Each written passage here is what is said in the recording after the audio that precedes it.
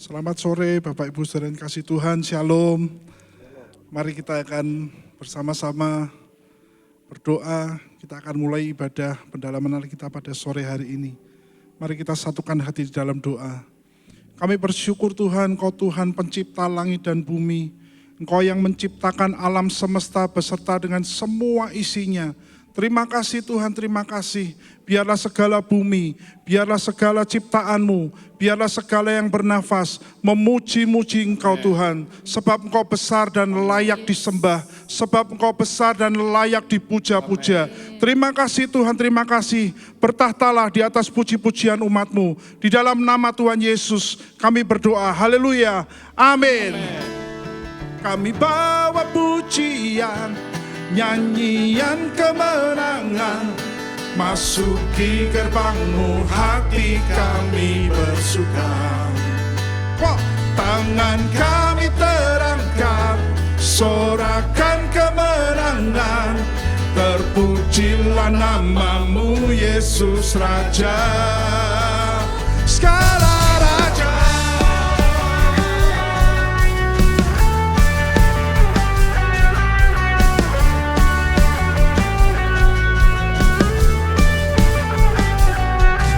satu nama yang besar, hanyalah nama-Mu Tuhan.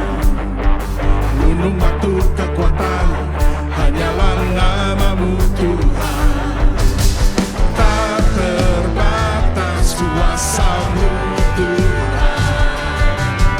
Ajaib hebat, Raja perkasa. Satu nama yang besar, hanyalah nama-Mu Tuhan. Gunung batu kekuatan, hanyalah nama-Mu Tuhan. Tak terbatas kuasa-Mu Tuhan. Ajaib hebat, Raja perkasa. Kami bawa pujian, nyanyian kemenangan, masuki gerbang-Mu, hati kami bersuka. Tangan kami terangkat, sorakan kemenangan, terpujilah nama-Mu Yesus Raja. Segala Raja,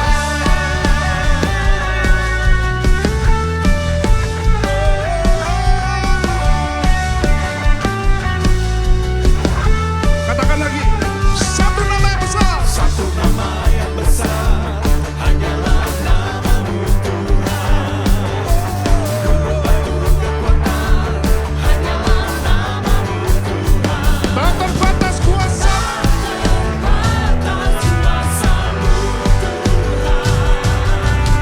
ajaib hebat, Raja perkasa.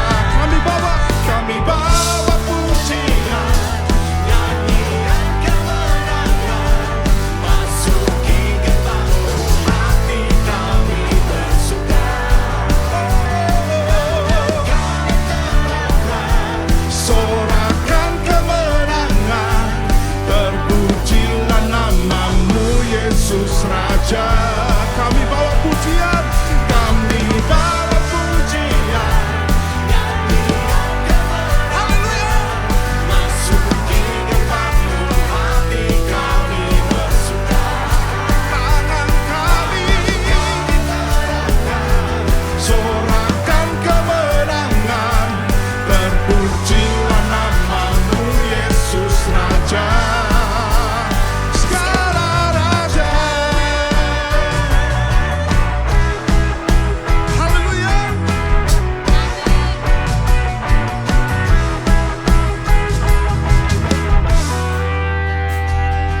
Kami bawa pujian, nyanyian kemenangan, masuki gerbang-Mu, hati kami bersuka. Bersama-sama, tangan kami terangkat, haleluya, sorakan kemenangan, terpujilah nama-Mu Yesus Raja. Kami bawa pujian, nyanyian kemenangan, masuki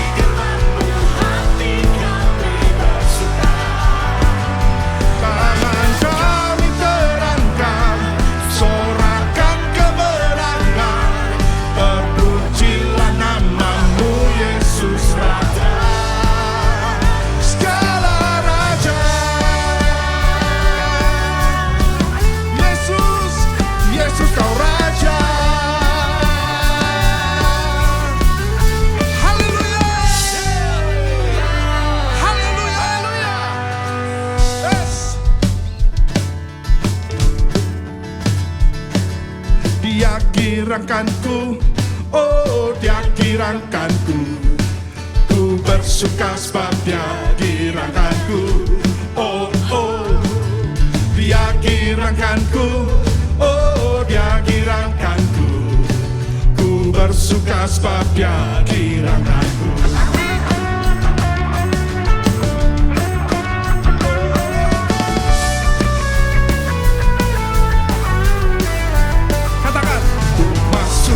Gerbangnya dengan hati bersyukur, halamannya dengan pujian. Dapatku hari ini, harinya Tuhan. Ku bersuka sebab Dia girangkanku. Ku masuki gerbangnya dengan hati bersyukur, halamannya dengan pujian. Kataku hari ini, harinya Tuhan. Ku bersuka sebab Dia girangkanku. Dia girangkanku, Dia girangkanku, oh Dia girangkanku. Ku bersuka sebab Dia girangkanku, oh oh. Dia girangkanku, oh Dia girangkanku. Ku bersuka sebab Dia girangkanku. Ku masuki gerbangnya dengan hati bersyukur, halamannya dengan pujian. Kataku hari ini, harinya Tuhan. Ku bersuka sebab Dia girangkanku. Ku masuki gerbangnya dengan hati bersyukur, halamannya dengan pujian. Kataku hari ini, harinya Tuhan. Ku bersuka sebab Dia girangkanku. Dia girangkanku, oh Dia girangkanku. Ku bersuka sebab Dia girangkanku, oh oh. Dia girangkanku, oh Dia girangkanku. Ku bersuka sebab Dia girangkanku, oh Dia girangkanku, oh Dia girangkanku. Haleluya. Ku bersuka sebab Dia girangkanku, oh oh. Dia girangkanku, oh Dia girangkanku. Ku bersuka sebab Dia girangkanku. Dia girangkanku, oh Dia girangkanku. Ku bersuka sebab Dia girangkanku, oh oh. Dia girangkanku, oh Dia girangkanku. Ku bersuka sebab Dia girangkanku. Ku bersuka sebab Dia girangkanku. Ku bersuka sebab Dia girangkanku. Haleluya, haleluya. Sukacita dari Tuhan itulah kekuatan kita. Haleluya, haleluya. Terima kasih Tuhan, terima kasih Tuhan, terima kasih Tuhan.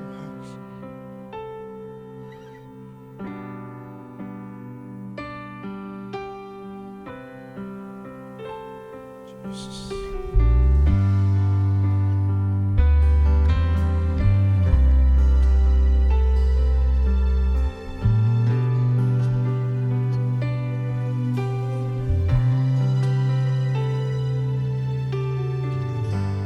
Ku masuk ke hadirat-Mu, di tempat kudus-Mu Tuhan. Tiada kata-kata selain puji dan sembah.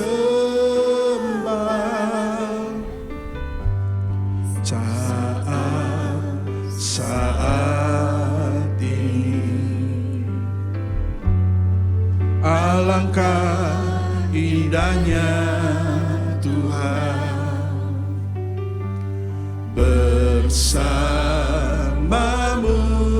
selalu, memuji dan menyembahmu. Engkau Tuhan, pujianku. Engkau Tuhan, kemuliaanku. Kekudusan-Mu penuhi tempat ini.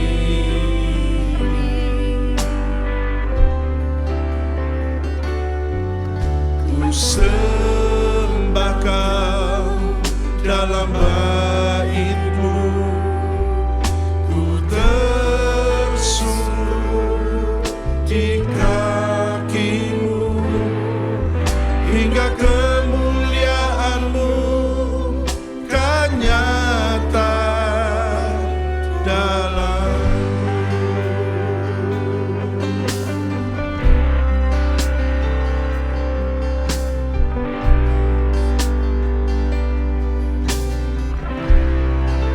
Ku masuk ke hadirat-Mu, ku masuk ke hadirat-Mu,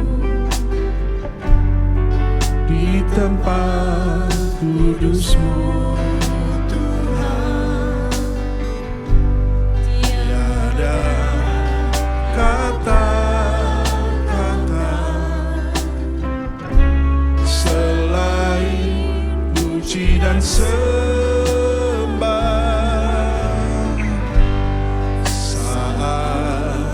Saat ini alangkah indahnya Tuhan, bersamamu selalu, memuji dan menyembahmu. Engkau Tuhan, pujianku. Engkau Tuhan, kemuliaanku. Kekudusan-Mu penuhi tempat ini.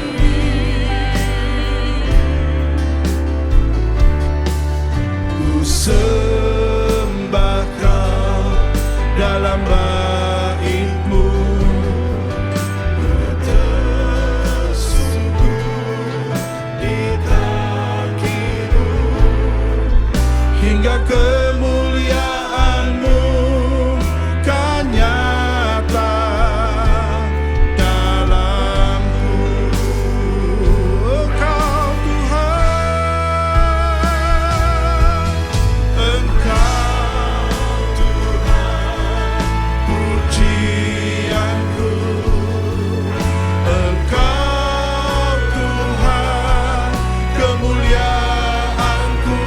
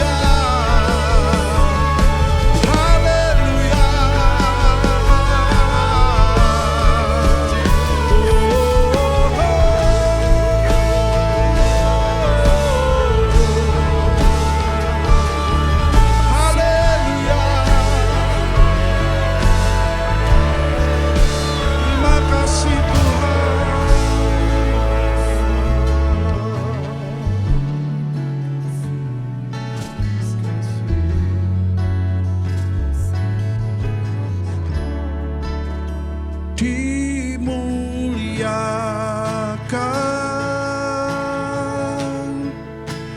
ditinggikan.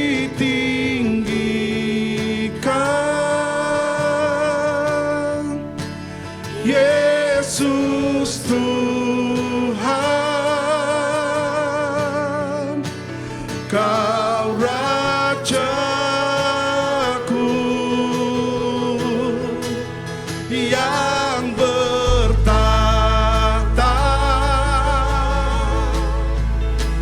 yang berkuasa.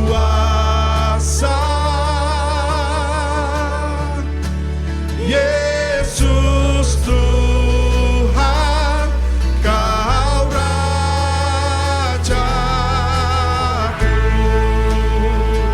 dimuliakan,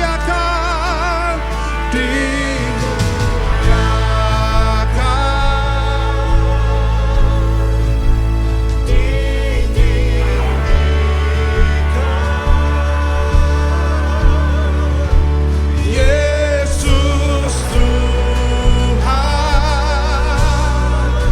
Kau Rajaku.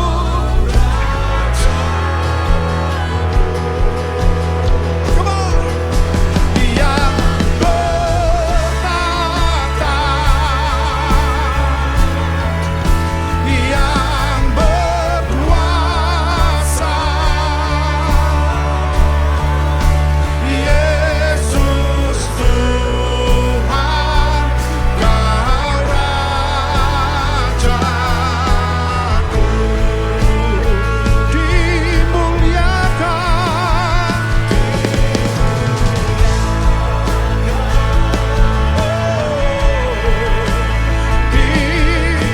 ditinggikan. Yesus Tuhan,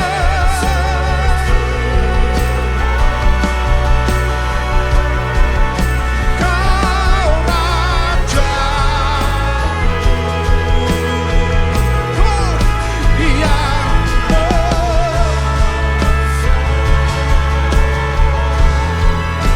yang berkuasa. Yesus Tuhan, Kau Rajaku.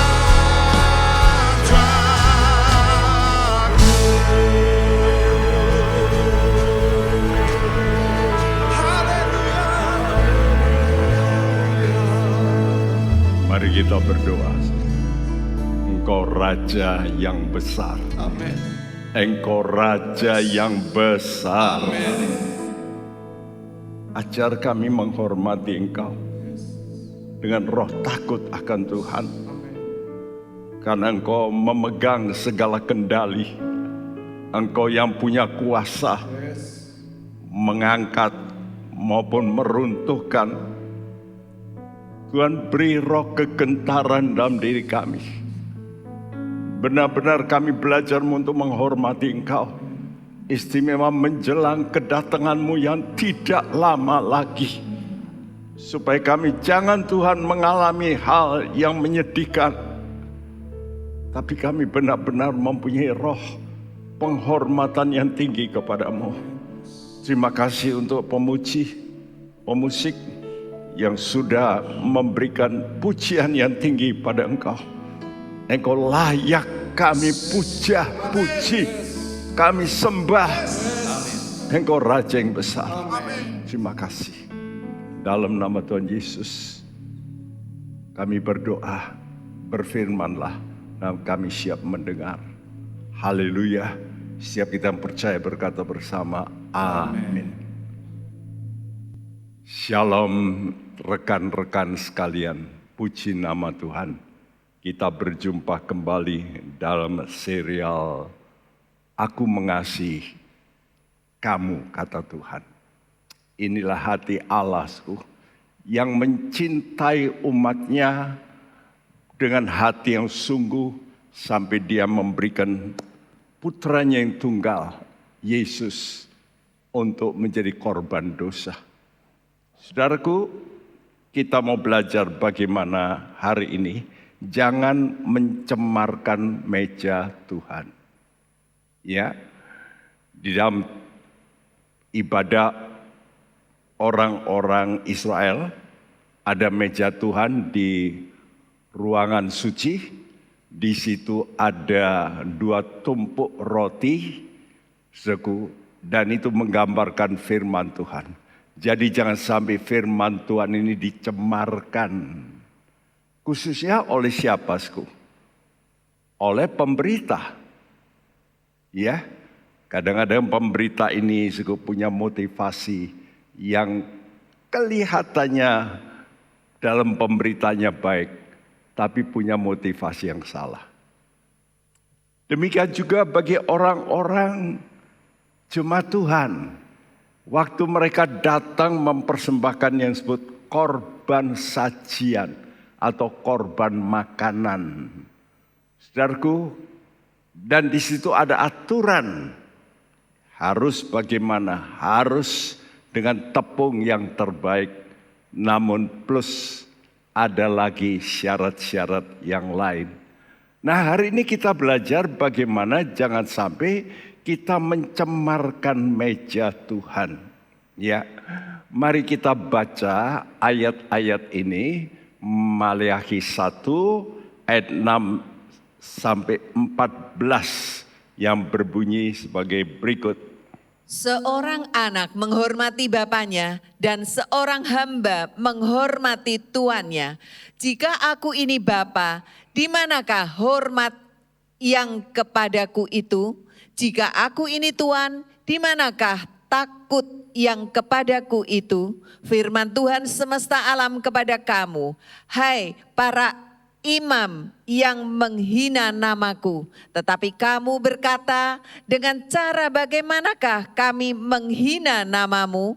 Kamu membawa roti cemar ke atas mezbahku, tetapi berkata, dengan cara bagaimanakah kami mencemarkannya? Dalam ucapanmu, meja Tuhan boleh dihinakan apabila kamu membawa seekor binatang buta untuk dipersembahkan. Tidakkah itu jahat? Apabila kamu membawa binatang yang timpang dan sakit, tidakkah itu jahat? Cobalah menyampaikannya kepada bupatimu. Apakah ia berkenan kepadamu? Apalagi menyambut engkau dengan baik, firman Tuhan semesta alam. Maka sekarang cobalah melunakkan hati Allah supaya ia mengasihani kita. Oleh tangan kamulah terjadi hal itu. Masakan ia akan menyambut salah seorang daripadamu dengan baik? Firman Tuhan semesta alam. Sekiranya ada di antara kamu yang mau menutup pintu, supaya jangan kamu menyalakan api di mezbahku dengan percuma. Aku tidak suka kepada kamu, firman Tuhan semesta alam. Dan aku tidak berkenan menerima persembahan dari tanganmu. Sebab dari terbitnya sampai kepada terbenamnya matahari, namaku besar di antara bangsa-bangsa, dan di setiap tempat dibakar dan dipersembahkan korban bagi namaku, dan juga korban sajian yang tahir, sebab namaku besar di antara bangsa-bangsa, firman Tuhan semesta alam. Tetapi kamu ini menajiskannya dalam ucapanmu. Meja Tuhan memang cemar dan makanan yang ada di situ boleh dihinakan. Kamu berkata, lihat, alangkah susah payahnya, dan kamu menyusahkan aku, firman Tuhan semesta alam.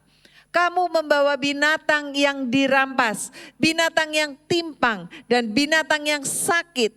Kamu membawanya sebagai persembahan. Akan berkenankah aku menerimanya dari tanganmu, firman Tuhan? Terkutuklah penipu yang mempunyai seekor binatang jantan di antara kawanan ternaknya yang dinasarkannya, tetapi ia mempersembahkan binatang yang cacat kepada Tuhan. Sebab aku ini raja yang besar, firman Tuhan semesta alam, dan namaku ditakuti di antara bangsa-bangsa. Iya, kita membaca di sini suatu argumentasi ya, saudaraku, antara Tuhan dengan para imam. Wow, ini berarti argumentasinya Tuhan terhadap hamba-hamba Tuhan. Ya, dan Tuhan memperkenalkan dalam satu konfrontasi ini siapa Dia, yaitu Tuhan semesta alam. Saya garis bawahi kata Tuhan semesta alam ini, nanti kalau saudara hitung dari ayat 6 sampai 14, ternyata Tuhan mengungkapkan dirinya dalam konfrontasi itu sebagai Tuhan semesta alam. Bayangin ya, kalau Tuhan sudah menunjukkan siapa Dia, ini kan mestinya kita itu mesti belajar, hati-hati nih, yang ngomong ini Tuhan semesta alam. Ya, dan dikatakan, hai para imam yang menghina namaku. Ya, kenapa menghina? 2, ya, membawa roti cemar dikatakan, ya. Lalu sekali lagi, meja Tuhan boleh dihinakan. Dan hal ini dilakukan dalam ucapanmu. Dalam terjemahan bahasa Indonesia dikatakan dengan cara menyangka. Ya, mestinya dalam ucapanmu. Dan ini diulangi lagi dalam ucapanmu. Lalu Tuhan kata, coba bayangkan kalau kamu memberikan pada bupatimu yang cacat, yang timpang. Apakah dia itu berkenan menerima? Firman Tuhan semesta alam loh. Ini Tuhan konfrontasikan.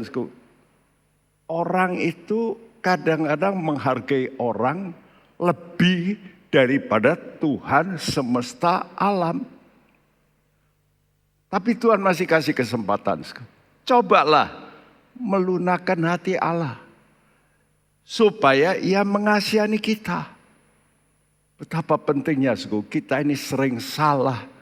Kita butuh belas kasihan Tuhan dalam menilai Tuhan.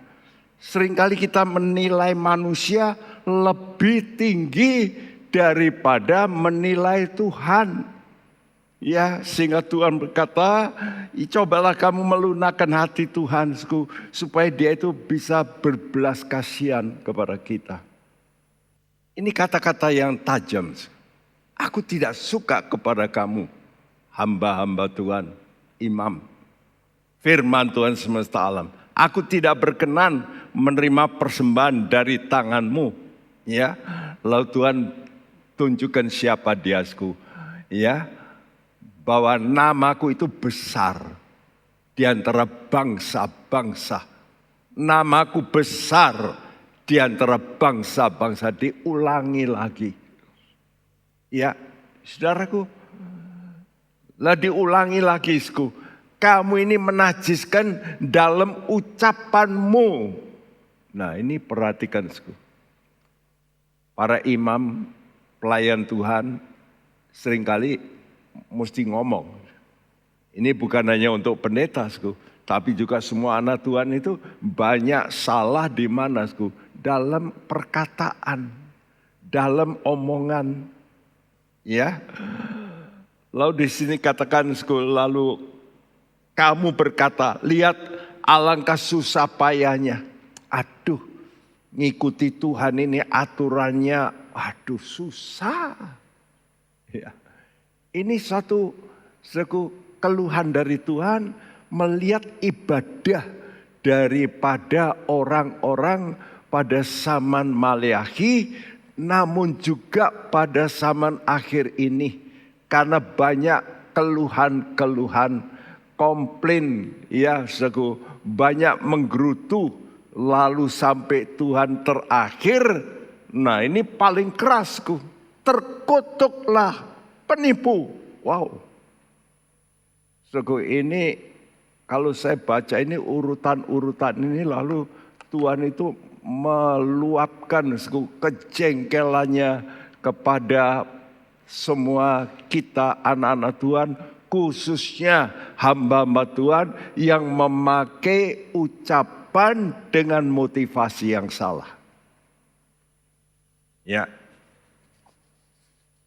2 minggu lalu saya sudah katakan, mungkin hamba Tuhan itu menyampaikan 100% benar menurut Alkitab. Benar. Tapi di dalam hatinya ada yang salah. Nah, ini yang Tuhan mau ya, karena Tuhan ini mau berkata, aku ini Tuhan semesta alam. Jadi aku ini Allah roh yang mengerti hati manusia. Jadi teguran yang sangat kerasku dari ayat 6 sampai 14. Pertama-tama memang ditujukan pada para imam. Hamba-hamba Tuhan, pendeta-pendeta. Kenapa, Sku? Karena inilah menjadi cikal bakal kerusakan rohani. Ya, kalau saya perhatikan dalam kitab Hakim-Hakim, kehancuran daripada orang Israel juga oleh karena para lewinya, para pelayan Tuhan yang salah. Kalau kita baca sampai punya gundik, waduh, pelayan Tuhan punya gundik. Ya, ini fakta. Karena itu Tuhan ini menyatakan, kamu ini berhadapan sama siapa? Kamu ini berhadapan dengan Tuhan semesta alam, the Lord of hosts. Ya, dan itu diulangi 7 kali. Angka 7 itu angka sempurna. Supaya apa? Supaya orang itu muncul ketakutan yang sempurna. Seperti perintah Tuhan dalam 2 Korintus 7 ayat 1. Supaya kita ini menguduskan diri kita itu dengan takut akan Tuhan. Supaya kita menyempurnakan kekudusan kita. Ini berarti takut akan Tuhan itu derajatnya mesti terus dinaikkan. Karena itu banyak orang takut akan Tuhan karena hukuman. Itu salah satu, memang betul. Tapi kita mesti takut akan Tuhan karena kebesaran Tuhan. Ya, rencana Tuhan yang besar, yang mulia, yang mau angkat kita. Mestinya kita ini kan hormat. Karena dia itu mau mengangkat kita itu dengan tinggi sekali. Karena itu disebut panggilan yang tinggi. Jadi takut akan Tuhan ini mesti secara penuh. Terus kita naikkan derajatnya supaya kita mencapai kekudusan yang sempurna. Ya. Nah, istilah Tuhan semesta alam itu menyatakan bahwa Tuhan ini pemimpin dari pasukan sorga. Para tentaranya. Yaitu para malaikat. Untuk apa para malaikat ini Tuhan ciptakan? Ya, untuk melakukan peperangan rohani. Ya, jadi kita tidak melihat terjadi peperangan rohani di udara. Tapi ini yang terjadi. Jadi sebelum terjadi sesuatu di bumi, iblis itu mengambil alih untuk mengambil alih di udara. Dan kalau dia bisa ambil alih dalam satu daerah, maka daerah itu akan jadi gelap. Karena itu kalau satu kota kenapa kok terjadi tragedi, penculikan dan macam-macam. Karena atmosfer di atas itu dikuasai oleh mereka. Karena kalau di situ banyak penyembahan, banyak dukun-dukun, banyak orang yang membuat santet. Wah, jadi kalau orang itu bermain gelap, maka daerah itu akan juga gelap. Ya, Nah, saudara tahu kerajaan Tuhan itu disebut kerajaan apa? Kerajaan imam. Benar tidak? Jadi kalau kerajaan imam berarti yang menjadi sentral, yang menjadi lakon gitulah, itu adalah imam Lewi. Nah, Tuhan ini mempunyai rencana kerajaan imam. Karena itu dia mempunyai perjanjian yang disebut perjanjian dengan orang Lewi. Ya, karena itu saya yakin saudara-saudara yang mau melayani Tuhan dengan betul, sudah terikat perjanjian dan Tuhan janji kalau kamu betul-betul melayani aku akan berperang bagi kamu. Tidak seorang pun akan mengusik kamu. Jangan takut, kata Tuhan. Karena itu kami hamba-hamba Tuhan mesti punya keyakinan. Yes, Tuhan, kalau kami melayani Kau baik sebagai pemuji, pemusik, itu juga orang Lewi. Maka Tuhan janji, ya, aku akan berperang bagi kamu. Tidak ada orang yang nanti akan meruntuhkan tanpa izinku. Mari kita mesti mempunyai keyakinan, Tuhan terima kasih. Nah, di antara orang-orang yang akan muncul, Tuhan itu tahu, nanti akan muncul ini, muncul ini. Nah, Tuhan itu juga begitu, di tengah kehancuran daripada bangsa Israel yang merosot setelah hakim-hakim. Kalau saudara baca, muncullah yang namanya seorang nabi yang namanya Samuel. Kalau saudara tahu, waktu itu orang Israel sedang dikuasai oleh bangsa Filistin. Ya, muncullah Samuel ini yang memimpin orang Israel. Ini hakim ya, Samuel ini. Ya, jadi hakim-hakim itu merosot semua oleh karena kekacauan dari orang Lewi. Nah, lalu muncullah lahir Samuel. Kenapa? Karena sebelum lahir Tuhan melakukan peperangan di udara. Supaya lahir seorang pemimpin yang baik. Nah, jadi istilah Tuhan semesta alam itu awalnya mula-mula disebut dalam 1 Samuel 1 ayat yang ketiga. Orang itu dari tahun ke tahun pergi meninggalkan kotanya untuk sujud menyembah dan mempersembahkan korban kepada Tuhan semesta alam di Silo. Di sana yang menjadi imam Tuhan ialah kedua anak Eli, Hofni dan Pinehas. Ya, jadi kita melihat kenapa di sini awal ini ungkapan Tuhan semesta alam ini mulai di sini. Kenapa? Karena saat itu keadaan imam itu hancur. Wah, kenapa hancur? Ya karena Hofni Pinehas yang kena dengan pengaruh duniawi, kedagingan. Nah, Tuhan tentu marah dalam alam roh. Oke, aku akan berperang kalau begitu dalam alam roh. Ya, untuk apa? Untuk memunculkan hambaku yang akan memimpin umatku. Jadi penting, betapa pentingnya peperangan ini. Nah, kalau saudara mengerti Alkitab Septuaginta, itulah Alkitab ya terjemahan bahasa Ibrani ke Yunani, menyebut kitab Samuel itu kitab raja-raja.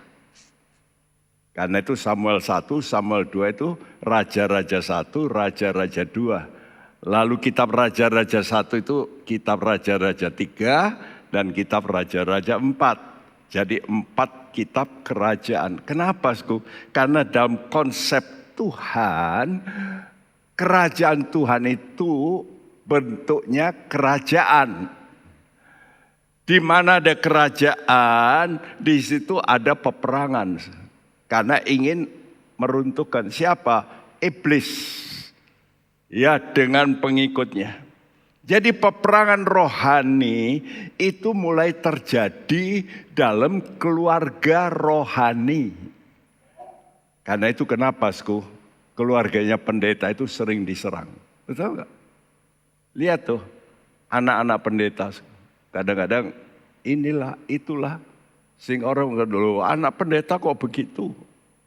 Ya itu memang, itu gayanya iblis. Ya, untuk apa, Sku? Untuk meruntuhkan. Ya, dan kita tahu, Sku, Elkana ini seorang Lewi. Walaupun dia tinggal di Efraim.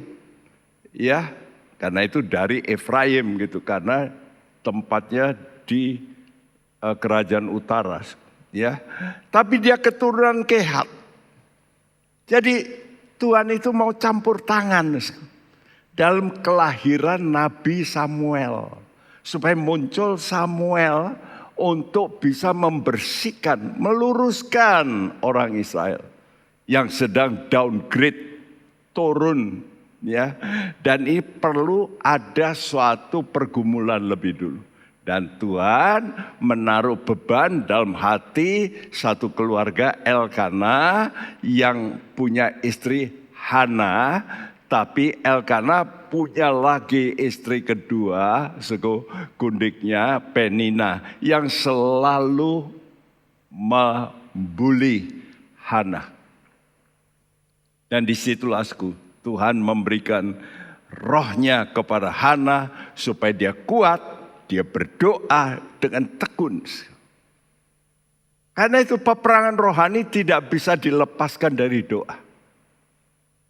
Gereja Tuhan sama, ya, seringkali muncul orang pembuli di gereja, betul nggak sih? Loh, itu kok gitu? Oh, tukang gosip lah.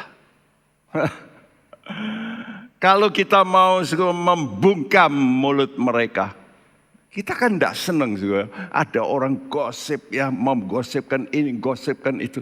Nah, bagaimana caranya? Gak gampang. Karena itu watak, ya, kalau enggak bertobat sulit.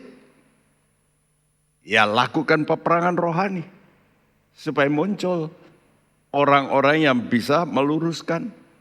Jadi nyata, peran Tuhan semesta alam itu nyata di Silo, ya, di mana saat itu tabut Tuhan ada di situ.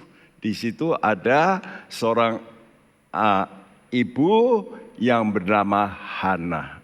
Saya yakin, para pendoa, di tanganmu lah sebenarnya, saudaraku, hal jalannya gereja Tuhan itu akan diluruskan.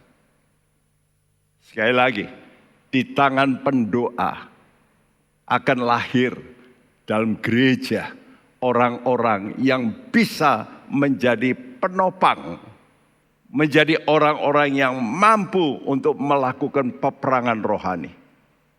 Ya, nah kita tahu, bahwa dalam alam roh Tuhan itu punya pasukan. Siapa pasukan Tuhan? Yaitu para malaikat yang loyal pada Tuhan. Kenapa? Sepertiga malaikat itu ikut setan. Tapi 2/3 tetap ikut Tuhan. Ya, saudaraku, itu dapat kita baca dalam Wahyu 12 ayat 3 dan 4. Bahwa sepertiga malaikat itu ikut naga, setan. Namun setan itu tidak Tuhan basmi. Tuhan punya rencana. Ya, walaupun kuasa setan itu sudah dipatahkan kuasanya. Ya, di mana? Saat di Golgota. Waktu Tuhan mengucap, sudah selesai. It is finished. Aku sudah menyelesaikan. Saat itulah, kuasanya dipatahkan karena darah Yesus yang menghancurkan. Dan sengat dari kuasa setan ini, yaitu sengat kematian. Itu pun ditaklukkan kapan? Waktu Yesus bangkit. Jadi waktu Yesus mati, kuasa iblis dilucuti. Karena dia salah. Ya, karena menghukum Yesus, maka Bapa bisa pukul dia. Ya. Jadi ini secara legal ya. Allah itu kalau melakukan bukan sok kuasa, tapi secara legal. Ya, secara hukum benar. Kenapa benar? Karena setan salah. Salah apa? Membunuh orang tidak bersalah. Siapa itu? Yesus. Tidak ada manusia yang tidak bersalah. Jadi kalau setan membunuh, Allah nggak bisa nuntut. Tapi waktu setan membunuh Yesus, kena dia. Secara legal.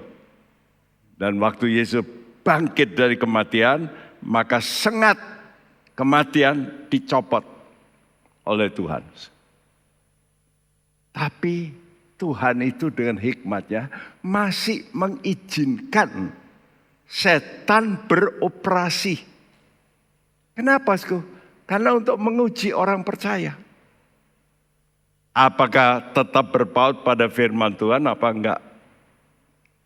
Nah, kalau rencana Allah dalam penyelamatan umat manusia, karena Allah itu punya target. Nanti yang selamat sekian, itu Tuhan sudah punya target. Dalam masa anugerah terhadap gerejanya, Tuhan itu sudah punya target sekian. Nanti setelah masa anugerah, Tuhan pun punya target. Yaitu dalam kerajaan 1000 tahun damai, itu masih ada orang yang perlu juga diselamatkan. Ya. Dan untuk masa 1000 tahun itu setan dibelenggu. 1000 tahun lamanya. Jadi kembali kepada zaman Adam. Setan nggak bisa menipu. Ya, saudaraku. Jadi manusia bisa umurnya 1000 tahun. Tuhan kasih kesempatan terakhir. Nah, jadi Tuhan itu punya rencana dalam penyelamatan. Ingat, Tuhan itu punya detail sampai jumlahnya. Ya, nah Tuhan tahu berapa yang akan diselamatkan. Begitu juga rencana menyelamatkan bangsa Yahudi. Dan saya tuliskan di sini, bangsa domba. Siapa itu bangsa domba? Bangsa domba itu orang yang punya etikat baik. Dia tidak kenal Yesus, tapi punya hati yang baik. Itu masih Tuhan kasih kesempatan nanti. Ya, saudaraku, apalagi kalau dia melihat bangsa Israel menderita lalu menolong umat pilihan Tuhan. Wah, Tuhan perhitungkan, itu disebut bangsa domba. Tapi bangsa domba ini belum selamat total dalam kerajaan 1000 tahun. Kenapa? Karena iblis dilepas lagi pada akhir 1000 tahun. Untuk apa? Untuk menguji mereka yang bisa hidup sampai 1000 tahun itu. Diuji lagi. Ya, nah kalau sudah itu iblis ternyata masih mampu menipu banyak orang. Aneh ya, sudah diperintah Tuhan 1000 tahun dengan kondisi prima, masih ada orang memberontak. Jadi kalau begitu jangan sudah pikir semua ini gara-gara iblis. Bukan, manusia sudah dikasih kesempatan seperti zamannya Adam. Jadi nanti diulangi. Tapi ternyata begitu banyak orang juga ada yang ikut iblis. Saat iblis dilepas dari penjaranya. Mari kita lihat gambar ini supaya saudara bisa sedikit belajar mengenal apa itu rencana. Ini timetable-nya Tuhan. Ya, jadi saya gambarkan di sini, yaitu salib Tuhan. Ya, Nah, setelah Yesus mati di salib, maka inilah zaman anugerah, yaitu zaman gereja. Selama 2000 tahun, lengkungan yang panjang ini kurang lebih 2000 tahun. Ya, setelah itu maka ada BSG, buah sulung gereja. Kenapa? Karena di situ Tuhan itu datang di udara. Dia datang di udara menjemput gereja yang sudah dewasa. Ya, yaitu BSG ini akan diangkat oleh Tuhan, rapture pertama. Ya. Setelah rapture pertama maka ada MS. MS ini masa sengsara. Ini dalam kitab Daniel sudah diplot oleh Tuhan selama 7 tahun lamanya MS ini. Setelah itu maka Tuhan datang kedua kali. Ya, jadi ini ke bumi. Kalau kedatangan Kristus di udara itu dia tidak ke bumi. Kalau yang merah ini kedatangan Tuhan ke bumi. Nah, dalam masa sengsara itu MS, saya tulis di ujung kiri sisa Israel. Kenapa disebut sisa? Karena yang lain semua dibunuh oleh antikris. Ya, pada masa sengsara. Tapi ada sisa. Yang sisa ini waktu terjepit mereka teriak. Melihat Yesus mereka teriak, Yesus, Engkau Allah, kami terima. Begitu mereka terima Yesus, Tuhan turun. Ya, panah merah itu. Nah, bangsa domba yang berbuat baik pada Israel pada masa aniaya itu ya pada waktu MS itu mereka diizinkan masuk dalam kerajaan 1000 tahun. Tapi saya tuliskan di situ Allah berhenti membentuk gerejanya. Ya. Jadi Allah tidak lagi memberikan kesempatan yang disebut gereja. Ya, tapi di situ orang-orang baik, orang-orang yang punya sifat domba. Ya. Nah, nanti dalam kerajaan 1000 tahun ini masih diuji lagi. Karena itu 1000 tahun ini masa dispensasi terakhir. Kepada siapa? Kepada Israel yang tersisa. Ya. Dan juga bangsa yang baik, bangsa domba yang lulus masuk dalam kerajaannya. Kerajaan yang kekal. Setelah 1000 tahun ada kerajaan yang kekal. Ya. Nah, jadi saya setelah 1000 tahun selesai, lengkungan biru selesai, apa yang terjadi?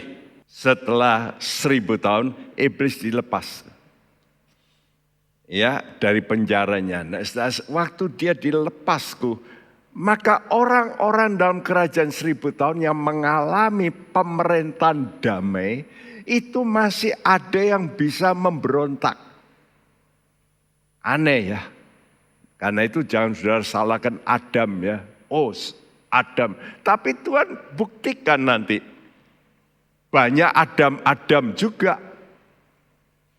Ya, Adam itu kan sudah enak. Di Taman Eden semua tersedia.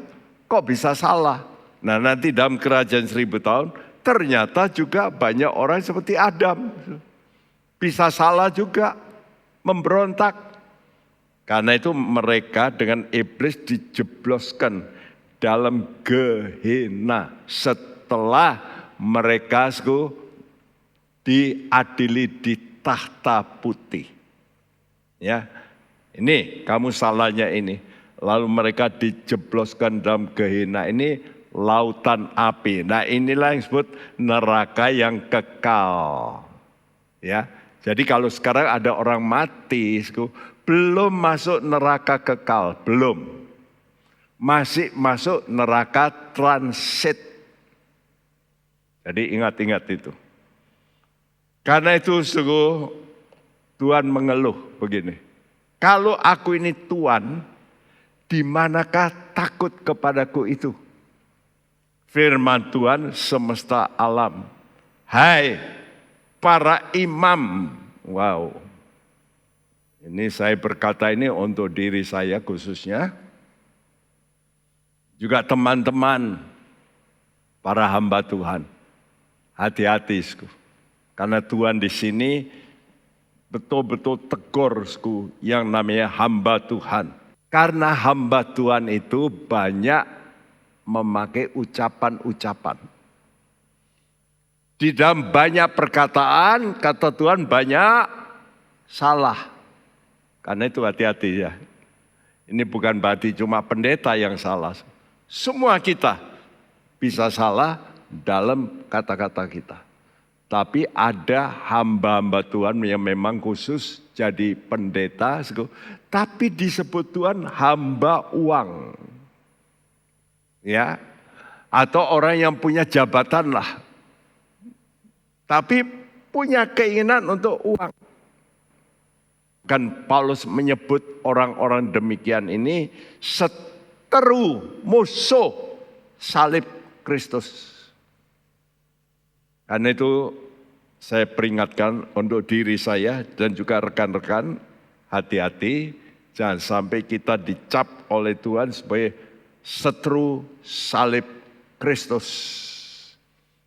Karena itu soal uang ini betul-betul sensitif bagi Tuhan. Ya, kadang-kadang orang melayani, tapi hatinya ingin duit. Wow, ini siapa yang tahu? Siapa yang bisa tahu? Hanya Tuhan. Tidak ada orang tahu. Karena itu kalau iblis itu dilawan oleh Tuhan semesta alam, peperangan malaikat. Sekarang bukan hanya iblisku yang dilawan. Perhatikan ini. Khususnya untuk rekan-rekan hamba-hamba Tuhan. Kalau iblis dilawan dengan Tuhan semesta alam, bukan hanya iblis, tapi juga hamba-hamba Tuhan akan dilawan oleh Tuhan semesta alam. Kenapa, Sku? Karena hamba Tuhan ini mengucapkan logos, perkataan Tuhan. Tapi ucapannya untuk kepentingan diri sendiri. Contohnya, Biliam.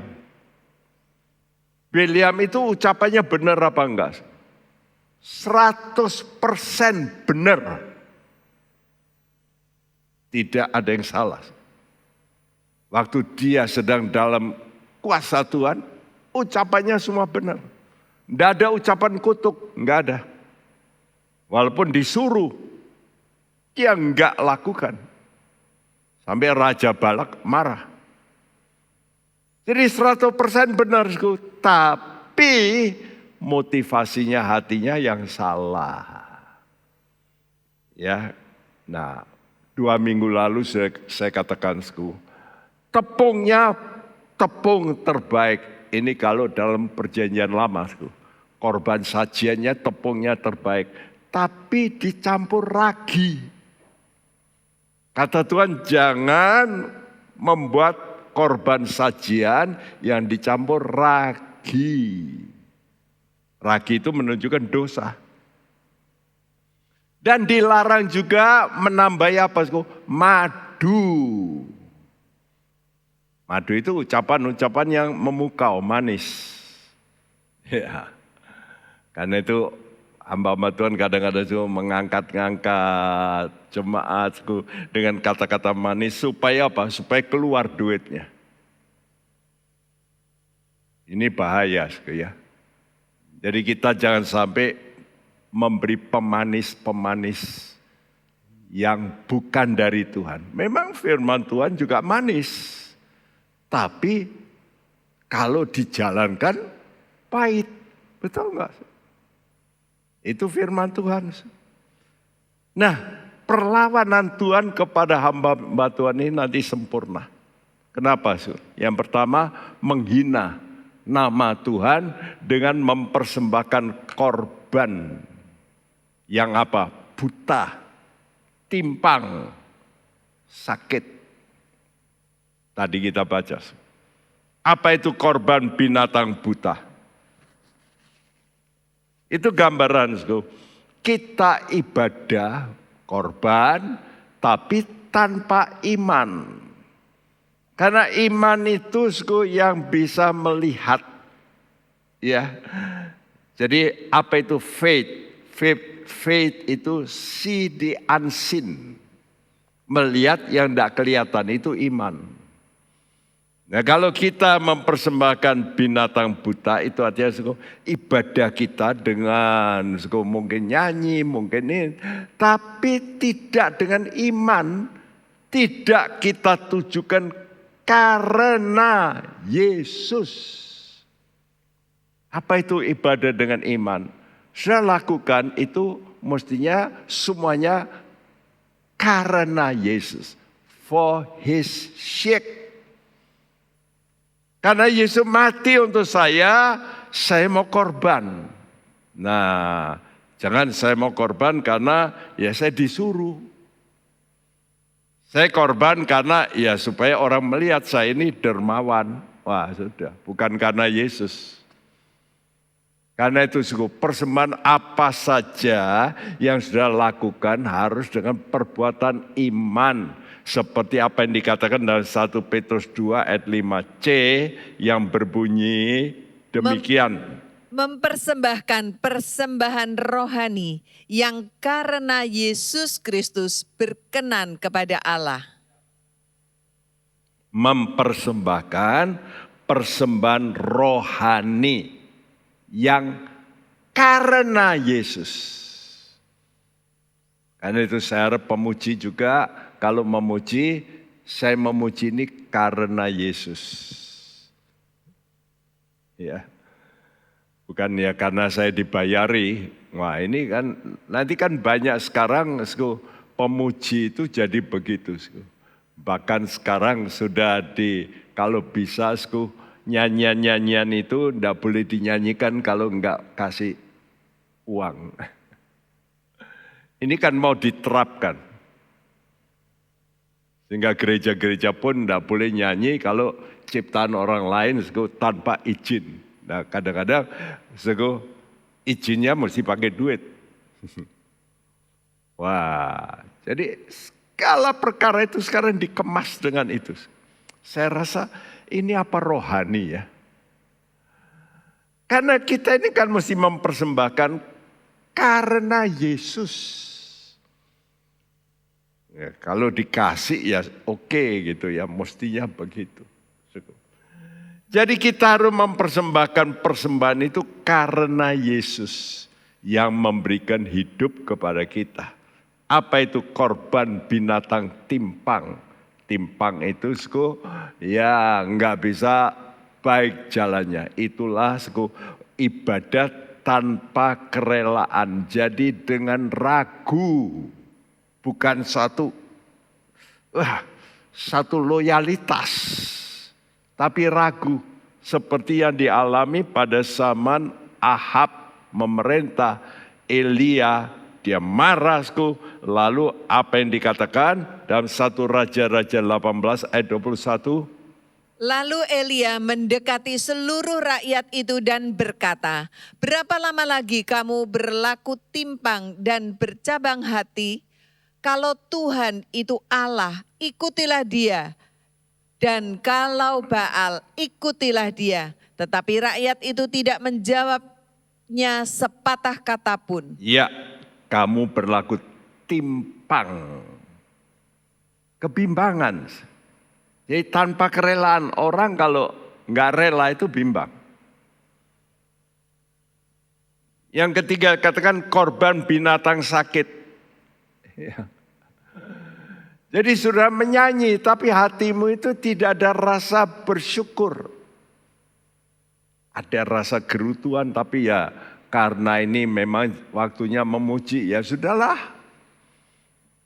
Ya padahal Tuhan berkata mengucap syukurlah dalam segala segala hal, dalam segala kondisi. Jadi kita ini bersyukur karena penebus kita Yesus sudah melakukan. Ya, jadi ibadah seringkali dilakukan tanpa iman, tanpa kerelaan, tanpa ucapan syukur. Itu ibadah agamawi yang hanya bersifat ritual. Untuk apa? Memuaskan manusia. Seperti memberikan pada gubernur lebih baik daripada kepada Tuhan. Itu yang menjadi komplain Tuhan. Kenapa? Karena bisa dilihat. Kalau kita memberikan pada gubernur kan kelihatan. Tapi kepada Tuhan kan apalagi kolektor dimasukkan ya ditutup begitu. Siapa yang tahu? Saudaraku. Yang kedua, bagaimana menghina Tuhan? Ya, yaitu kalau orang beribadah dengan berat hati. Ya. Dengan berkata seperti ini, lihat alangkah susah payahnya. Ini komplain dari orang-orang. Ya, dan juga imam. Waduh, ritual itu mesti tetek bengek aturannya. Aduh, susah nih. Ya, memang susah zaman itu. Ya. Kalau cari lembu misalnya lembu merah itu tidak boleh ada bulu satu yang enggak merah. Nah, apa enggak repot itu? Ya. Jadi mereka berkata kok susah toh. Aturannya jelimet, sulit. Mengapa, kadang-kadang kita itu berat hati. Kenapa? Tanpa kasih. Ya, orang yang tanpa kasih, ya waktu membaca Alkitab pun tanpa kasih. Disuruh mami kok harus baca. Disuruh Pak Pendeta harus, ya sudahlah baca. Tapi dengan hati yang berat. Ya, kenapa berat? Karena tanpa hadirat Tuhan. Di mana ada hadirat Tuhan, itu Roh Kudus. Di mana ada Roh Kudus, di situ dicurahkan kasih Allah. Jadi kalau orang itu mengasihi, dia akan merasakan semuanya itu tidak berat. Seperti apa yang dikatakan Tuhan dalam Matius 11 ayat 29 sampai 30. Pikulah kuk yang kupasang dan belajarlah padaku, karena aku lemah lembut dan rendah hati, dan jiwamu akan mendapat ketenangan. Sebab kuk yang kupasang itu enak dan bebanku pun ringan. Ya, kuk yang kupasang itu enak dan ringan. Kalau kita mencintai Tuhan, segala perkara itu jadi ringan sebetulnya. Sebab itu kita diminta untuk melunakkan hati Tuhan. Tadi katakan, cobalah lunakan hatiku. Ya, supaya aku ini bisa berbelas kasihan. Dengan apa kita melunakkan hati Tuhan? Mudah. Datanglah dengan kerendahan hati. Tuhan itu leleh hatinya, kalau orang datang dengan jeritan, dengan merendahkan hati. Lihat, perempuan Siroponiki, dia datang dengan kerendahan hati. Walaupun dikatakan Tuhan, tidak patut roti itu dilempar untuk anjing. Tapi waktu dia menjawab, Tuhan, bukankah anjing pun itu boleh makan remah-remah? Padahal Tuhan disuruh oleh Allah Bapa tidak memberitakan pada orang kafir. Tapi hanya untuk orang Israel. Tapi dia berbelas kasihan kepada orang kafir ini. Tuhan itu bisa ditaklukkan hatinya. Ingat-ingat, hati Tuhan bisa Anda taklukkan. Kalau sudah datang berlutut, nangis, berseru, merendahkan diri, minta ampun, Tuhan kata, oke, I will do it. Nah, tapi lihat, penghinaan ini makin meningkat ya. Meningkat. Dan terakhir ini yang paling Tuhan katakan keras. Ya, berakhir dengan kutuk. Maleakhi 1:14, terkutuklah penipu. Coba dibacakan. Terkutuklah penipu yang mempunyai seekor binatang jantan di antara kawanan ternaknya yang dinasarkannya, tetapi ia mempersembahkan binatang yang cacat kepada Tuhan. Sebab aku ini raja yang besar, firman Tuhan semesta alam, dan namaku ditakuti di antara bangsa-bangsa. Ya, aku ini raja yang maha besar. Kok kamu nggak takut itu loh? Wah, Tuhan itu berkata terkutuklah penipu. Wah, ini paling tinggi kemarahan Tuhan. Ya, kata terkutuk waktu saya perhatikan dalam kata aslinya itu berarti sangat menjijikkan. Jadi kalau kita melakukan sesuatu persembahan yang menjijikkan, bayangin kalau saudara dikasih makanan yang jijik gitu, kira-kira gimana? Saudara akan emosi, saudara akan lempar, betul enggak? Kok saya dikasih makanan seperti ini, jijik? Dan ini yang akan terjadi. Kalau Tuhan sudah ngomong terkutuk, itu artinya udahlah aku lempar kamu. Ini diutarakan dalam Matius 25 ayat 41. Dan ia akan berkata juga kepada mereka yang di sebelah kirinya, enyahlah dari hadapanku, hai kamu orang-orang terkutuk. Enyahlah ke dalam api yang kekal yang telah sedia untuk iblis dan malaikat-malaikatnya. Iya, ini ada kelompok orang seperti kelompok domba, tapi kelompok kambing. Siapa itu orang kelompok kambing? Orang yang tidak punya belas kasihan. Hati-hati. Jadi jangan kita berpikir saya sudah ibadah, saya sudah melakukan ini. Tapi kita melakukan itu bukan karena Yesus. Karena Yesus sudah menebus untuk jiwa-jiwa. Jadi aku perlu juga mengasihani jiwa-jiwa. Ini yang kita seringkali lupa. Kita memberikan persembahan ya karena kita ya supaya orang tahu kami memberikan harta kami, waktu kami, tenaga kami. Tapi bukan karena ada rasa hutang yang besar kepada Yesus. Mari teman-teman semua. Mari kita mau belajar untuk mempersembahkan karena Yesus. Dan kita mesti sadar Tuhan itu Tuhan semesta alam. Raja yang maha besar yang harus ditakuti oleh semua manusia. Lakukan setiap kali ibadahku dengan rasa gentar, takut.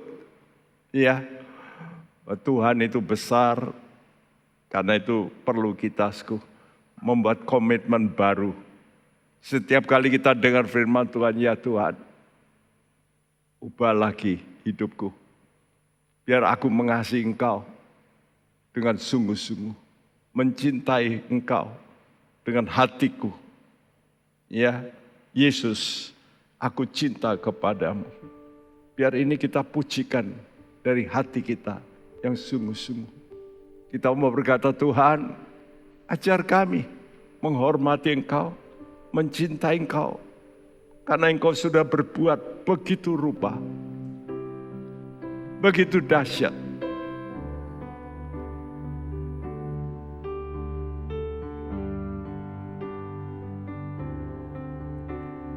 Yesus, Aku cinta kepadamu, Yesus.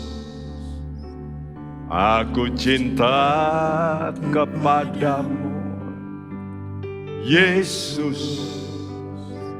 Aku cinta kepadamu, Yesusku. Yesusku, aku cinta Kau, Yesus. Yesus, aku cinta kepadamu, Yesus. Aku cinta kepadamu, Yesus. Aku cinta kepadamu, Yesusku. Aku cinta Kau. Dengan segenap hatiku, dengan segenap jiwaku, hanya Engkau yang patut disembah. Yesus, tak terukur kasih-Mu, Yesus, sungguh ku cinta Kau. Mari sambil menyanyi kita ungkapkan isi hati kita. Mari kita mau perbaiki kata Tuhan supaya kita bisa melunakkan hati Tuhan. Dosa apa saja kalau kita mau bereskan, kalau kita mau merendahkan diri, hati Tuhan jadi lunak dan Dia akan berbelas kasihan. Mari kita mau berdiri, nyanyikan dengan segenap hatimu. Yesus, aku cinta kepadamu, Yesus. Aku cinta kepadamu, Yesus. Aku cinta kepadamu, Yesusku. Aku cinta Kau.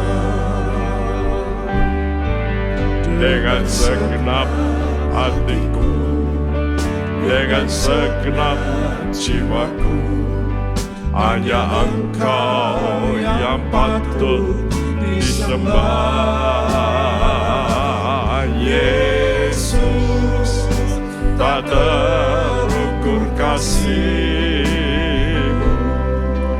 Yesus, sungguh ku cinta Kau. Dengan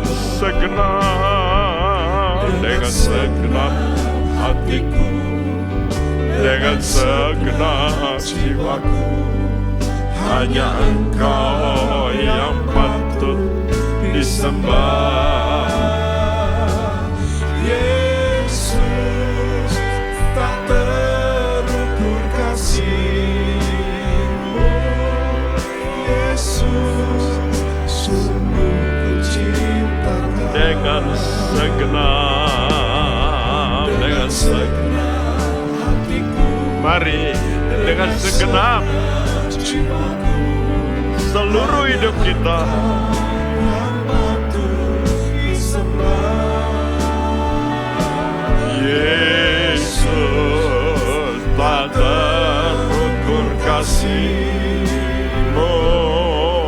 Yesus, sungguh ku cinta Kau.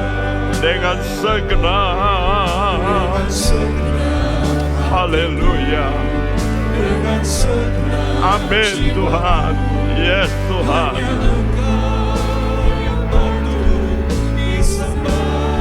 Jesus, Yesus, tak terukur kasih-Mu,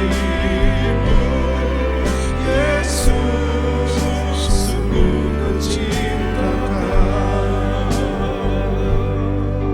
Yesus, sungguh ku cinta Kau.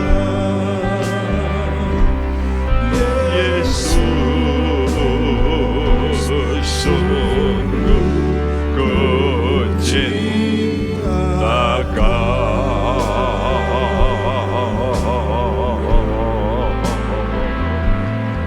Utarakan kasih-Mu, sembah Dia, hormati Tuhan.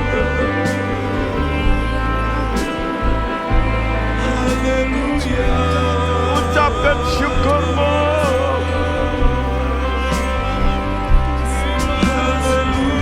Terima kasih.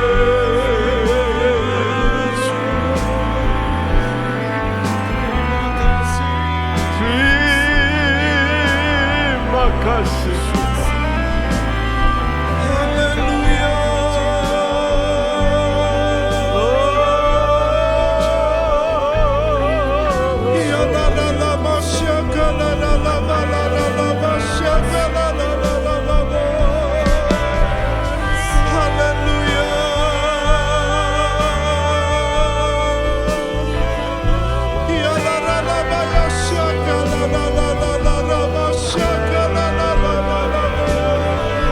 Terima kasih Tuhan. Haleluya.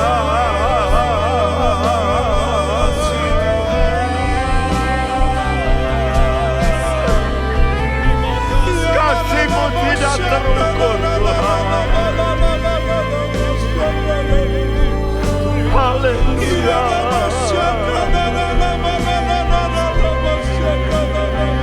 Haleluya.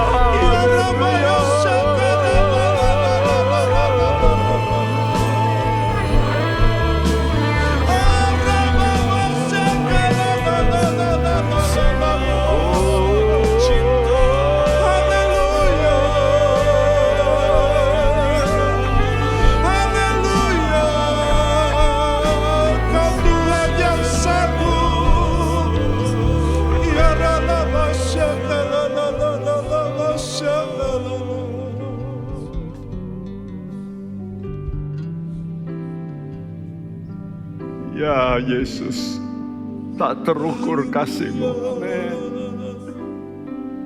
Tak terukur kasih-Mu. Kami berhutang nyawa, jiwa. Yesus, terima kasih Yesus. Kalau kami diselamatkan bukan dengan harta, dengan kekuatan, tapi dengan nyawa. Nyawa Engkau yang Kau berikan untuk kami. Biar ini menjadi komitmen kami untuk mencintai Engkau dari dasar hati kami yang paling dalam. Menghormati Engkau, Raja yang maha besar. Tuhan tolong supaya kami bisa melunakkan hati-Mu tiap kali datang ibadah. Kami mau hormati Engkau. Kami mau datang dengan kerendahan hati kami, dengan pengakuan kami, Tuhan. Dan kami pastikan Engkau akan memegang perjanjian dengan Lewi. Engkau sayangi kami. Sayangilah kami ya Tuhan. Sayangilah kami hamba-hamba-Mu. Sayangilah kami. Kami butuh belas kasihan Tuhan. Terima kasih, terima kasih, terima kasih, terima kasih. Biar urapan-Mu berlaku dalam hidup kami. Semua pendengar diurapi dengan urapan yang baru. Dan mereka boleh melihat Tuhan betapa besar akan perjanjian-Mu untuk kami. Pelayan-pelayan-Mu yang mau melayani Engkau dengan hati yang sungguh-sungguh. Tuhan berkati pemerintahan kami. Berkati gereja-Mu, berkati hamba-hamba-Mu, dan berkati jemaat-Mu Tuhan. Dan kami mau menerima berkat-Mu, kami tadakan tangan kami. Saudaraku, terimalah berkat daripada Allah Bapa kita, daripada Tuhan kita Yesus Kristus dalam persekutuan Roh Kudus. Tuhan memberkati engkau dan melindungi engkau, menyinari engkau dengan wajah-Nya, dan memberi engkau kasih karunia, menghadapkan wajah-Nya kepadamu, dan memberikan engkau damai sejahtera. mulai hari ini sampai Maranatha dia datang kembali. Dan setiap kita yang percaya berkata bersama, amin. Tuhan memberkati. Hai Inspiration People, jangan lupa untuk mengikuti iGen Online Service setiap Sabtu jam 5 sore di YouTube channel Generasi Inspirasi. God bless. Penyaluran kolekte maupun persembahan lainnya dapat dilakukan melalui transfer ke nomor rekening gereja dengan nomor 009 707 2071 atas nama Megawati dan Lee Irwande atau dengan scan QR Code berikut ini. Bagi jemaat Tuhan yang rindu mendapatkan informasi seputar kegiatan gereja, renungan harian, dan lain-lain melalui WhatsApp gereja, Anda dapat mendaftar dengan cara ketik BC spasi on dan mengirimkan ke WA gereja dengan nomor 0815 7802 2000.